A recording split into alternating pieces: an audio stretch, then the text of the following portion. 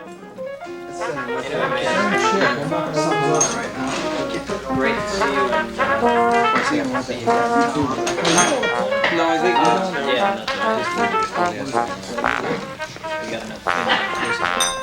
That'll be, it's going to be quite tight here. Oh, right. That's right. She came with a bird. That's right. That's right.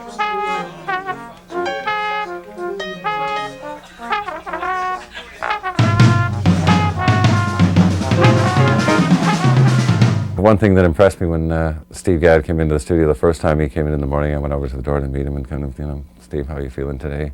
And he said, oh, I'll be so happy when this is over, because he was just almost shaking with the nervousness, anxiety of the situation, which for a drummer with his credentials, his experience, and his level of respect and prestige among the whole musician community, really, not just drummers. It's refreshing to see that level of humility, and you realize that it's something that endures forever, that no one ever becomes that confident of their gifts that they'll always count on it. Well, I was great yesterday, I'll be great today, It's something you learn that you can never, ever take for granted, that regardless of what you did yesterday, it's a whole new day, and you'd better be nervous and apprehensive about it, because it demands that level of commitment and apprehension and caring, to produce work of that high a level. So that was kind of a charming moment that a lot of other drummers were surprised when I told them that Steve Gadd was nervous coming in to do this session. And well, all of us were, and I think if we weren't, there would be something wrong with our application to the craft. And it really seemed to be one of these things that you can't say no to. Drummers spend a lot of time avoiding difficult stuff, but this was something that would be really exciting. But I was definitely nervous. I probably am not the only drummer that would tell you that if they looked you in the eye and told you I was nervous, and because it's music that's engraved, isn't it, in most people's hearts. Part of me was like, I've got to do this. Another part of me was terrified because, I'm not known as a jazz drummer, even though I had spent time as a kid trying to play jazz.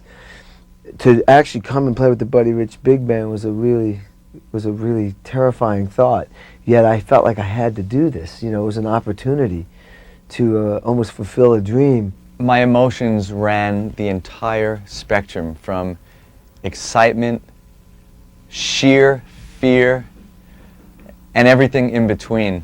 I was very flattered to be invited to be a part of this, but I was also a little bit concerned because playing with a big band is not something that I've done for most of my career, so I worked really hard over the last few weeks listening to the music that I was going to do, and when I came here today to do it, I just kind of took a deep breath.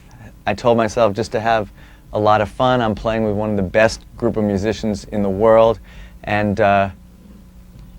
hope for the best.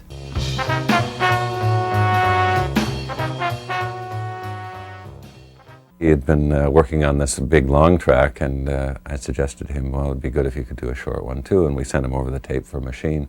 So Rod had about a day to prepare Machine.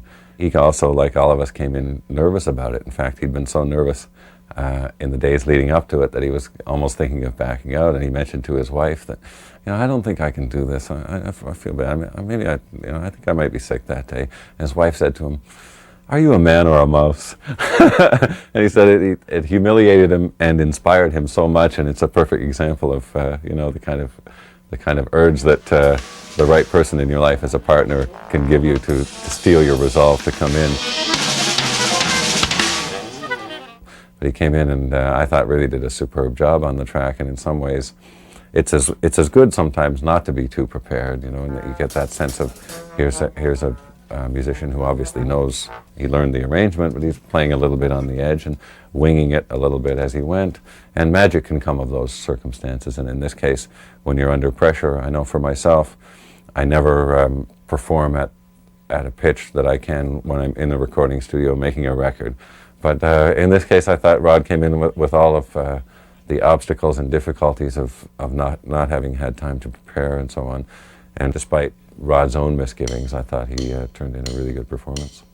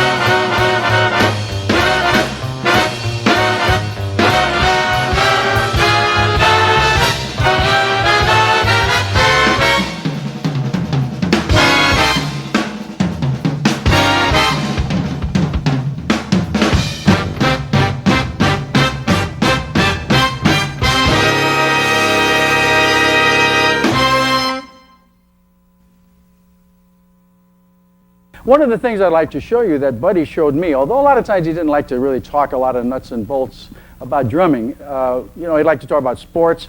Let's go have some good Italian food or some good deli food.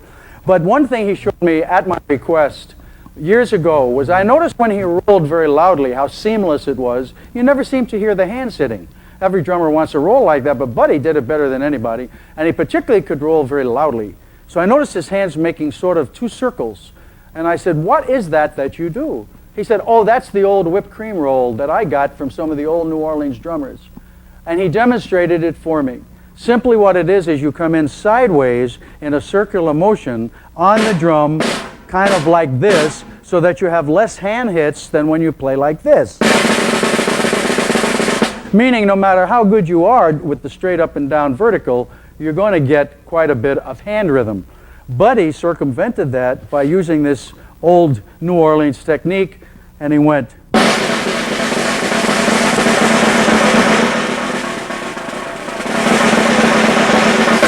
In essence, by stopping the vertical hit and making it sort of sneak in at an angle, this is where he got this beautiful seamless roll, even at a very loud volume. But he took it a step further. I've tried to carry on that tradition a little bit that I certainly heard him do so beautifully, and that is the whipped cream roll in rhythm.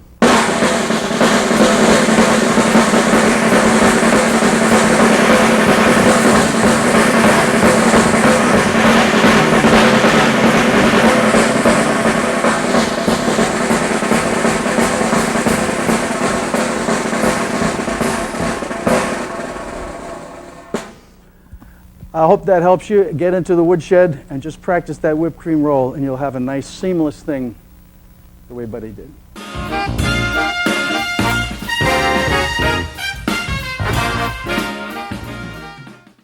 Everything he plays is so circular and fluid around the drums, and it's so exciting and so committed. You know, there's a real sense of physical commitment to the instrument that's evident in Omar's playing.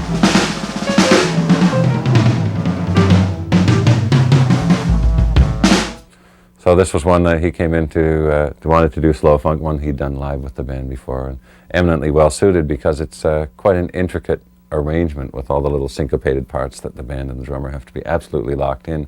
That demands a certain predictability of time feel. You know, the rest of the guys in the band have to know the drummer is going to feel this syncopated weaving a certain way, or it'll never work because it's little tiny staccato notes that they all have to be in sync with. And that's where Omar's level of fluidity and precision, you know, the two are not mutually exclusive, and a lot of drummers in modern times have had to fight that battle because we've been kind of bracketed by drum machines, by sequencers, by click tracks, and that's something that a drummer like Omar can easily beat. You know, I'm sure he can play with any drum machine, click track, or sequencer and make it feel just like it's flowing out of him as organically as breath. Because that's the dance aspect of it, and one of the things that I most admire about his playing. It's, of course, technically accomplished, very sensitive to the music, but also exciting just in its quality of movement.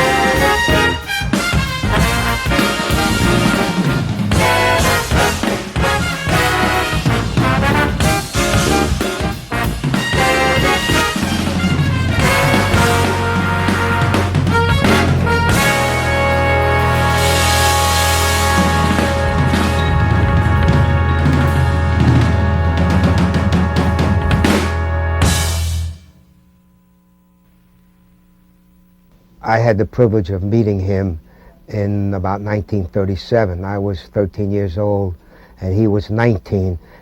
And then as I got friendlier and friendlier with him and we got very close, he then asked me to join his band in 1947 at the Sherman Hotel in Chicago. And I did, and I was with him for a period of on and off for maybe 20 years or so. And then we were very close. I roomed with him. I knew him probably better than anybody. I really did. I knew him. He'd always say, "It's you're my brother, you're my family, and it's our band, like we were partners." I would say, in terms of whatever a friend is in this planet, and the expectations that go with it, I'd say that as a guy, he was the best friend I ever had. I mean, he certainly was that. We got together several times on the road when he was with Harry's, James's band, and I was with the quartet with Brubeck. And invariably we'd end up in the hotel room checking sticks out and looking at cymbals. He was something else. I can't say nothing but nice things about Buddy. He was a real gentleman to me.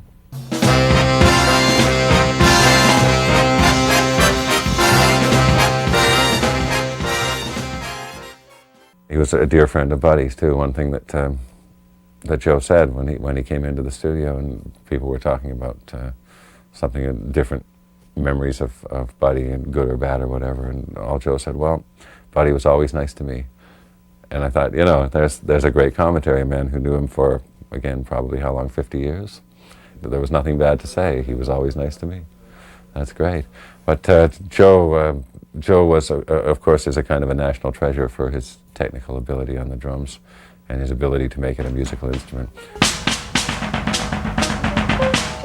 And I was sitting out there listening to Joe play his drums. They sounded beautiful. I mean, he'd hit the bass drum and it would just sing out so much. Delicate little technical stuff, of course, that he's a master of with fingers and wrists. And then he'd just do something dramatic and such a control about his playing. You have the sensation with a player like Joe that he's holding back. That he's playing delicately and sympathetically. And when he wants to let go, it will be a statement of force and vitality that will definitely be exciting to the listener. And the man is a master.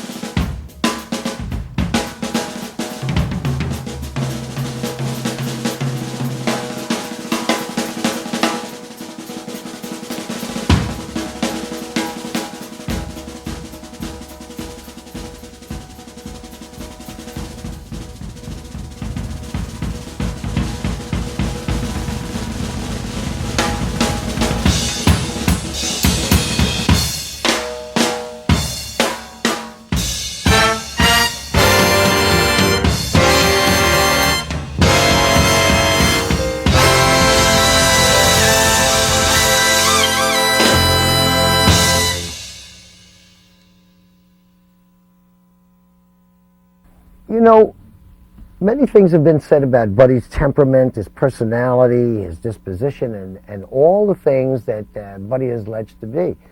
But I think that something important has been left out about the man. He was every inch a major artist of this century and saw through the eyes of what we would like to feel that major artists see through a certain special set of eyes. I could go on and on and on with many different stories, but I'll try to tell one or two, or at least one, that kind of captures what it is that Buddy was seeing all the time. All the time. You know, he was a conscious man, terribly conscious, and very embarrassed over his ability to be as articulate as he could be. So in many instances, he would just come off as a gruff New Yorker, and we all kind of hide certain aspects of ourselves, and he did it rather well. For one, when I would get done, as I would almost every day, complaining about something or other, which I do a lot of, complain about whatever, everything. At the end of the night, you know, Buddy would turn around invariably at different times and say, how many stories are we up in this building? And I'd say, I don't know, 40, 50, whatever. And he'd say, how'd you like to go flying out of a 50-story building? I'd say, what? He'd say, if I hear you complain once, he said, when you get up tomorrow, or before going to bed, you're going out the goddamn window, just remember one thing, that 40,000 children go to bed every night and don't wake up the following day, every day of the week. He said they starve to death. And I could go on and on and on. He says, so try to be aware of all the good and wonderful and marvelous things in your life.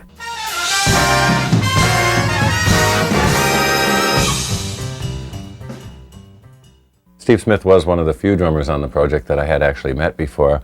I knew he was really good for the style of music, and he was one that between Kathy and myself, it was automatic.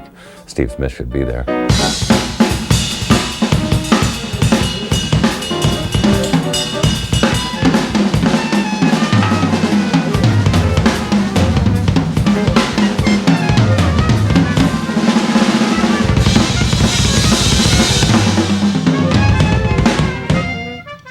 I had seen him do Nutville before, and I had really liked that arrangement too, and it was one that a lot of people got affected by. You can tell around the studio the ones that that people start reacting to, because our whole crew really was from outside of big band music.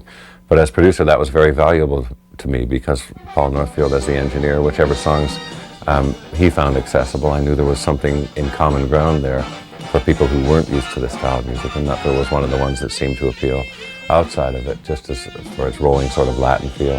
And Steve, of course, did a brilliant job on playing it. I was so impressed with the level of his playing these days on this one and on the other tracks that he did. And I think Nutville is, again, another little masterpiece of musicianship, arranging too. It's a beautiful arrangement, really well played. And the scholarship concert that followed the recording of this record, Omar Hakim played Nutville, and we were talking about what a strange arrangement it is, because it goes back and forth from Latin to swing feel, very fast swing, and then back to the Latin kind of syncopated feel. And I was talking with Omar how hard it is, you know, to make those transitions back and forth so quickly at such a rapid tempo. And I said to Omar, what a nice job Steve had done. And Omar said, yeah, man, he played the shit out of that. Rolling. Rolling.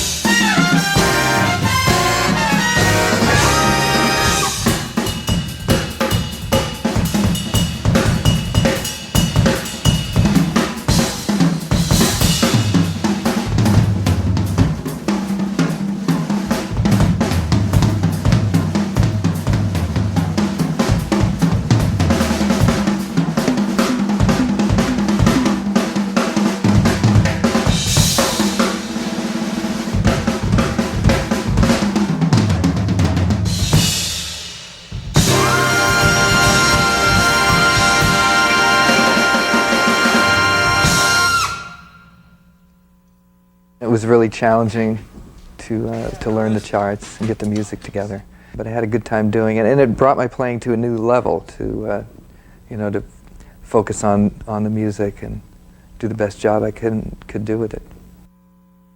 With all the stories that can come up about his temperament and behavior and all that, there's no question in my mind he was a great man. Maybe not always a nice guy, but always a great man, you know, as a musician and as a person too, and his acts of generosity and his caringness. Steve Marcus tells some beautiful stories just about that, where in the middle of chewing them out, suddenly Buddy would just be so caring about it. You know, he could turn on and off.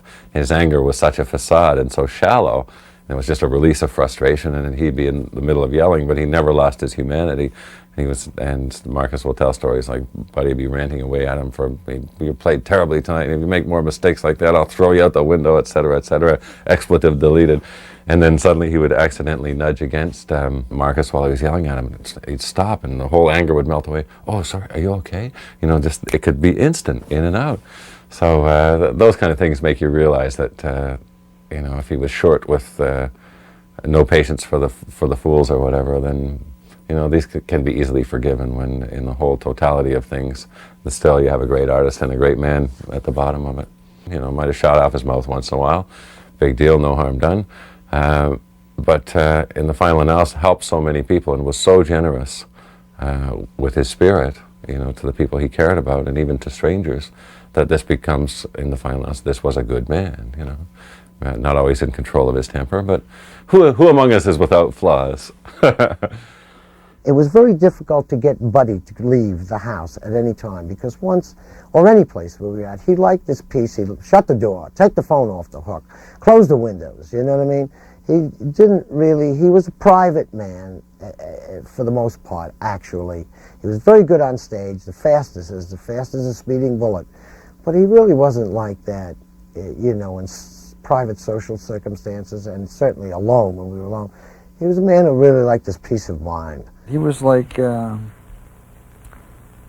an era that that's not happening anymore. I mean, the only one I can think of that's like Buddy Rich today that lives that style is, I would imagine, would be Sinatra. The guy was great. I mean, I can't say, you know, the guy was really, I'm sure he had his moments like all of us, but he, I've seen him reprimand a couple of guys in the band and turn around and say, "Hey, Joe, how you doing? Come on in, sit down, man." You know, I could go on and on and on. I mean, I've have nothing but the nicest memories of Buddy. He's always been a gentleman. He and I did a drum duel on The Tonight Show.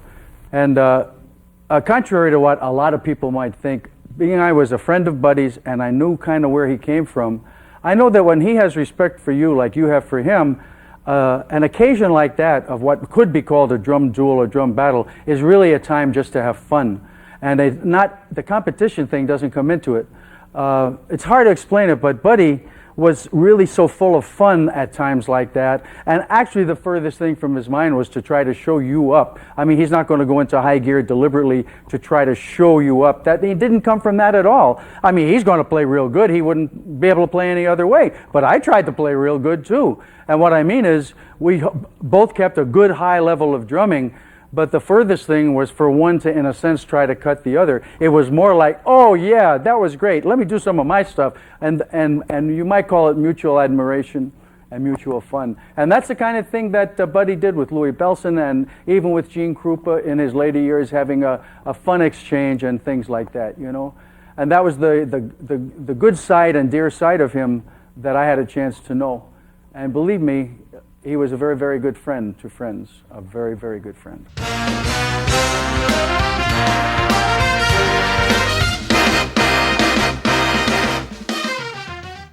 Matt Sorum was a guy actually that Kathy suggested, and I was familiar with his work as sort of an LA session guy. Before he joined Guns N' Roses, he worked with The Cult, and I knew his work with them and knew that it was really good, solid rock playing, and I knew that if a band like them hired him to come in and do a good job fast, then he would be, you know, definitely a qualified player. But of course, the style of music I didn't know about, and I said to Kathy, well, you know, I know he's a good drummer within his style, but I don't know enough about him to say it. If you think so, okay, let's go for it. So we invited Matt to come, and he came in all tattoos and leather and chains and stuff, but just the most charming, so excited to be there, and so nice and so enjoyable to work with, and had a great time. I remember partway through the first take of Beulah Witch, one of the smart-ass horn players goes, "Hey, who is this guy?" And immediately Matt stands up and goes, No kidding. but then again, so grateful at the time, and so glad to be there, and glad it came out well, and thrilled to be in the control room listening to it back. And then the following morning, sent over a huge hand truck full of beer for the band, and a bottle of champagne for Kathy and Steve, and a bottle of scotch for Paul and myself. You know, it was just so thoughtful and so nice and so much appreciated that, you know, here's the heavy metal drummer, the greatest gentleman among us all.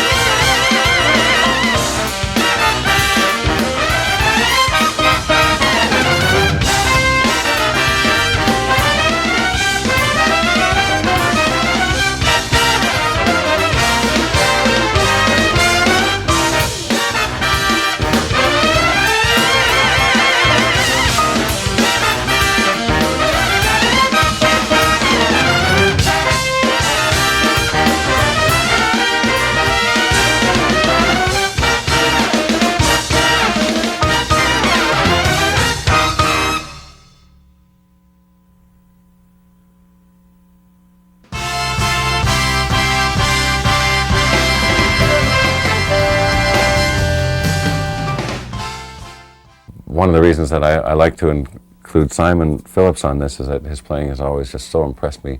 Back, I guess I first heard him playing with Pete Townsend years ago in his solo stuff, and it was such an energetic and spirited way of playing with, you know, lovely technique and very tasteful placement of things.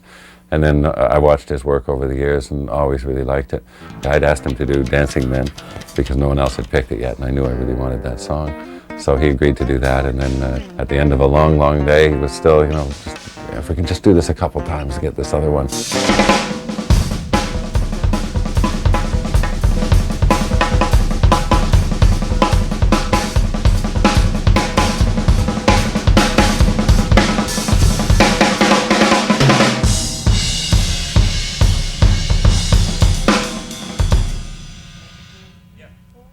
So Simon definitely came in with that level of commitment organizationally to everything, really well organized, and his approach to the band also was really well studied, of introducing dynamics into the arrangement that hadn't been there before. At one point I went out and said to him, look, you're doing half my job for me, because he was out producing in a producer's traditional sense of working on the dynamics of the arrangement and suggesting to the players that, you know, when this phrase comes, bring this one down a little bit and then hit the next one, and introducing, like I said, things that weren't in the arrangements, introducing them into his vision of how to reinterpret the song. Then when we get to F25, I think we should come down. Is there any dynamics marked there? Yeah, we're forte, but we'll come down. Let's Right. start Let's go F25 down. soft. F25 right down. So that's soft. And make that an 8-bar build-up. And of course, in this place, Simon definitely played Dancing Men Simon Phillips' way. You know, he didn't try in any way other than the shape of the arrangement and the tempo and so on is faithful to the original. But from there on, he just took it his own way, which was certainly, again, what people were invited to do. This wasn't meant to be a slavish recreation by any means. It was meant to be a tribute.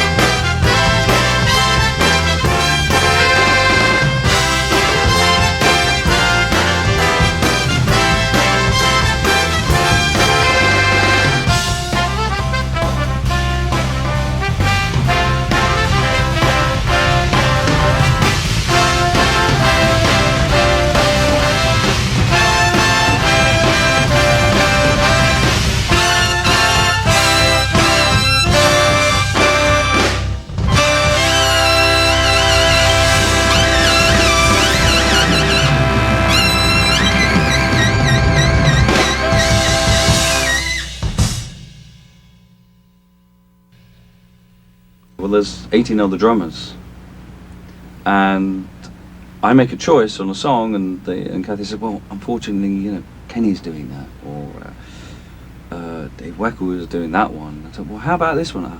Sorry, Steve Smith wants to do that one. So I went, okay, you know. So the list sort of diminishes, and of course, it's been a long time really since I've sat down and listened to Buddy Rich records. So they sent me some stuff, and it was really weird hearing it again after so long. And knowing what I would have to do, because obviously I can't play like Buddy, so I'm sure all of us, we approach it our own way. You have to have a vehicle that it works really well. So it was interesting trying to choose the right songs, and the band were absolutely wonderful.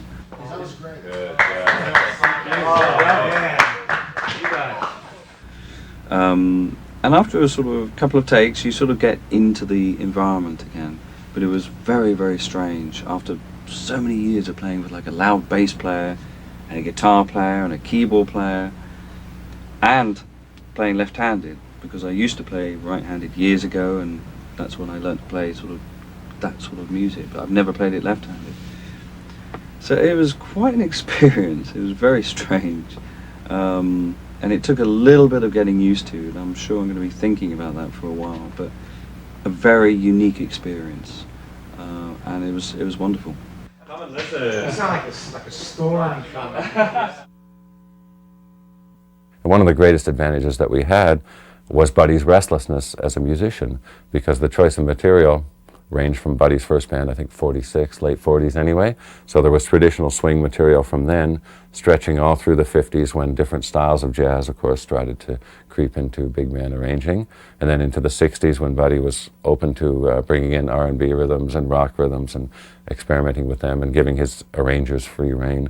And he would get sick of material. I want something new, I want something new, I want something new. So this gave us such a variety of material that whatever kind of drummer we were dealing with stylistically, or whatever kind of a stylistic leap they wanted to take, in the case of some of us, there was something there for them. You know, Kenny Aronoff and myself, who are guys playing modern rock, we wanted to go back to classical swing because it was the biggest jump we could take. Some of the guys like Omar wanted something more in the genre that they liked and were comfortable with in the funk range. We have that, you know. Or somebody like Matt Sorum coming in wanting a hard rocking tune. We have that. And that was one of the greatest advantages that Buddy left us with as a legacy, was such a wide variety of music spanning 4 decades, stylistically as well. You know, one thing he was very against was any kind of nostalgia, and he used to growl about anybody coming to see him and his band thinking they were coming to see a revival or a Tommy Dorsey tribute or something like that. You know, it really made him mad. This is not yesterday, this is today, you know, this is what I'm doing now. And that was an important part of his life and his music, and of course, as I say, it came to serve us very well too, giving us that kind of variety. And there were so many pressures riding on this for us as drummers and as musicians coming into it, knowing that we were to some degree stepping into the big giant shoes of Buddy Rich, you know, playing his music with his band. Looked at in that sense, it's an intimidating situation, and something that all of us felt to some degree. Although, again, we weren't trying to step into Buddy's shoes. We were trying to reinterpret his music for an audience now, pay tribute to a long career and a very varied and adventurous body of work, and something, again, that's not well understood. In these cases, Buddy didn't write these arrangements, but he commissioned them. They were written for him, for his style, for his sense of structure, for his sense of adventure. And of course, some of the epics in the West Side Story medley is among the most famous ones, and one of the few ones that he didn't want anyone else to play. There were a few things that one thing he said in his declining days, he wanted the band to keep working. So that's something that the spirit that his daughter Kathy kept going, and with the scholarship concerts, keep the band getting together with other drummers, reinterpreting the music, celebrating the music, you know, as much as the man. And that was certainly in the spirit of this record too, was to celebrate the music as much as the man. But still, the man was inseparable for it, especially as a drummer. To be walking anywhere close to the shadow of Buddy Rich, you know, is a very serious and existentially risky place to find yourself.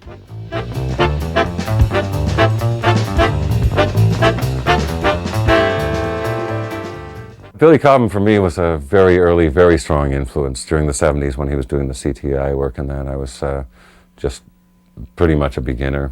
And of course, when you hear someone like that, with the freedom that he had with Mahavishnu, it could go anywhere, and he did. And it was a revelation to me too, that this was a whole new level of combination of power and precision, which was something that the late 60s and the 70s began to give into drumming, where you could have both. You know, you could, previous to that, you could either be a thrasher and a banger or a delicate, you know, intricate player. And Billy definitely stood at the forefront of where rock and jazz met early on too, of bringing the power, the athleticism of rock, but with the technical values, I guess, of jazz. So again, when we were compiling our dream list of drummers for this project, definitely Billy, for me, was high on that list, and I really wanted him there. And he was also very amenable, because he didn't care to know in advance what he was going to do. He just said, when I get there, just tell me what you want me to play and I'll do it. And as a producer, it was a great gift, because I knew that there were certain things, material-wise, that I really wanted that nobody else had picked to play yet. So when Billy came in, I was able to say, okay, well, these are the songs that I really want as a producer, material-wise. So I got him to do Milestones, which again is one of my favorite of Buddy's charts over the years. And Billy came in and said, okay, I just sat down, and he takes requests.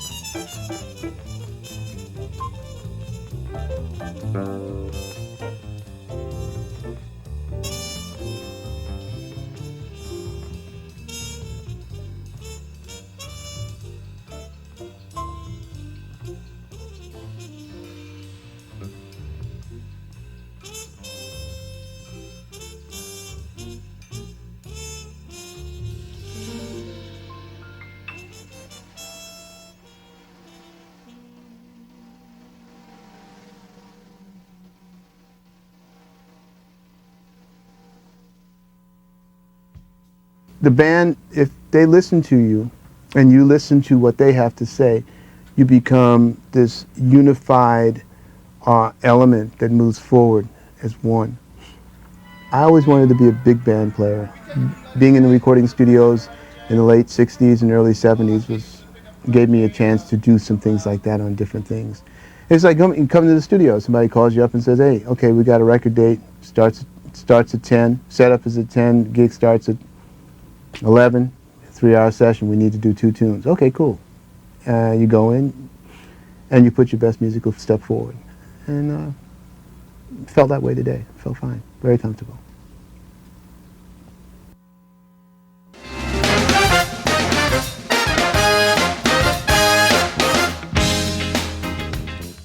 Steve Roney came in with an interesting idea, like Bill Bruford, of bringing in something outside of Buddy's songbook, where most people just drew upon that material. But Steve had a big band arrangement of the old Average White Band song, because he was a member of Average White Band for 10 years also. And I think it was Arif Mardin that wrote the arrangement for a jazz festival that Steve played at, so he had this big band arrangement, pick up the pieces, and it came out so well, again with the enthusiasm of the horn players and the band to sit down and work on their ensemble sections, something that impressed me every day among them. You know, Andy and the sax players would say, guys, sax rehearsal, and they would rehearse their section. So the band worked that out and got it together, very exciting, and made a real interesting departure, a great closer, I thought, for the record, because it wasn't a chart that Buddy had done, but it was one that he might have done.